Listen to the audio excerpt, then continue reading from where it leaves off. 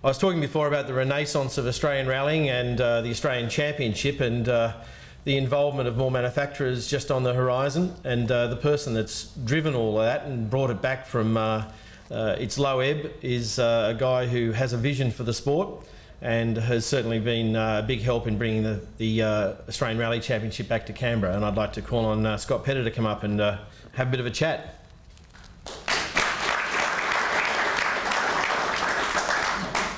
Welcome, Scott. Thanks very much. It's absolutely fantastic to be here. I was thinking back as I was driving down here this morning about the Pedder's involvement in Canberra, and I seem to recall a fairly heavy marketing involvement. I think your first ever TV commercial for the Pedder's brand was a very lively Datsun 1600 coming along Bullock's Paddock Road with Hugh Bell at the wheel, almost out of control, but obviously saved by Pedder's suspension.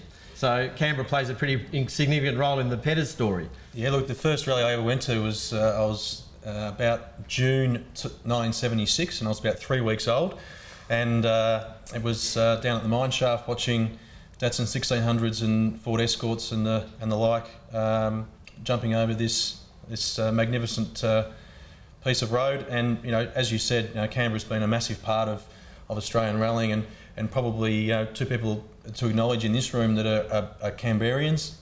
One of them's Neil Bates, and you mentioned that there was 8. Well, he takes four of the championship trophies, and the other one is the chairman of the Australian Rally Commission, which is Cole Trinder down the front row there, who's in charge of all of rallying across the country. So to say that Canberra is a big part of Australian rallying is a huge understatement. And as someone said before, that it is the birthplace of Australian rallying. I think you'll probably have some people from Coffs Harbour and Brighton, Victoria probably argue that, but certainly Canberra, it has a huge history, and we are just ecstatic for what Brindabella has done and for what Minister Barr's been able to achieve.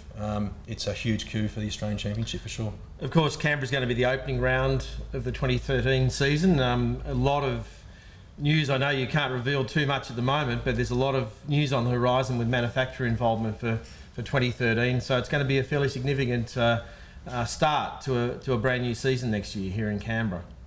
Yeah, look, from manufacturer's point of view, we'll have our second one, obviously apart from Honda, and Honda have shown incredible commitment over the last 3 years, and we'll have our second manufacturer to announce next week, and another on the horizon within the next month. So we put out a release on Monday saying that we were confident of between 3 and 5, and I genuinely believe that we'll get to 5 next year, and then on to more for 2014.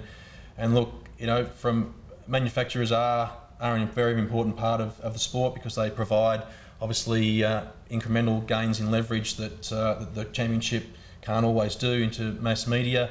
They provide aspiration for our young crews, as people sitting here would know.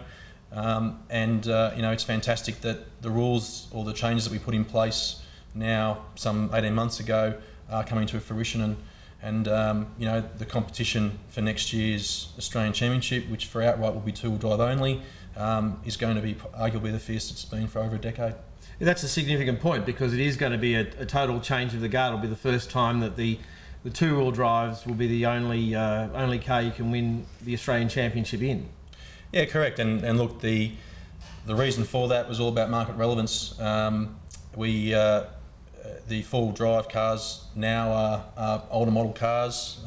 Super 2000, which is a top of the range four-wheel drive class around the world, for whatever reason hasn't worked here.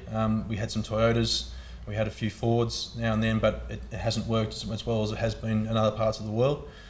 So we needed to do something to maintain our relevance with the marketplace. So two-wheel drive was the obvious choice there, and we've set up a system of rules where you can have cars that don't have a homologation internationally, cars that can be built here, cars that you can get from overseas, rear-wheel drive, front-wheel drive. So it's a fairly open set of rules, allowing sort of maximum participation both from a manufacturer point of view and from a privateer. So, as Adelaide proved last weekend, we had a guy in a rear-wheel drive Sylvia under our production rally car rules, taking it right up to the new front-wheel drive Hondas. So, you know, as I said, from a participation point of view, from an excitement point of view, you know, it's going to be unbelievably good.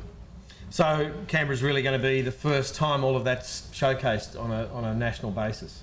And look, there's no better place, I think, than Canberra in a very, very special year for this state or this city next year. And you know, I think it's great. It's a special year for the ARC and a special year for Canberra and a special year for CAMS as well, celebrating a big birthday as well. So you know, it's all come together very nicely. Fantastic. Thank you, Scott. No worries. Thanks very much. That is Scott Pedder.